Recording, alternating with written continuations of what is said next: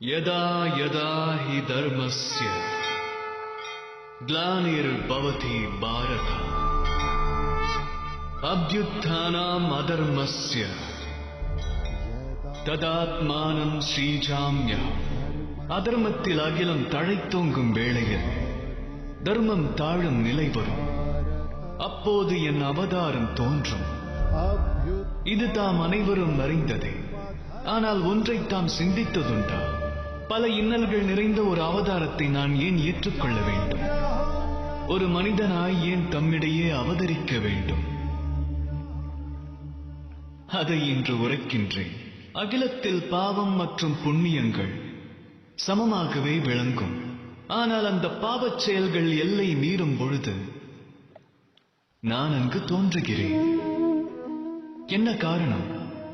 அகிலத்து வாசிகள் என்னை மறப்பதே காரணம். சந்தேகம் வேண்டாம், நான் தம்மில் வசிப்பவன். ஆனால் தாம் தம்மில் வசிக்கும் இந்த பரமாத்மாவை மறக்கின்றீர்கள்.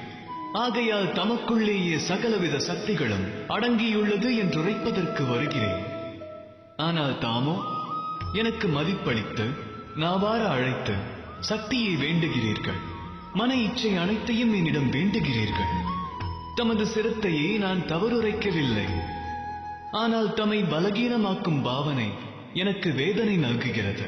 பரமாத்மாவை பணிவோடு வணங்குங்கள். சுய ஆத்மா மீதும் நம்பிக்கை கொள்ளுங்கள்.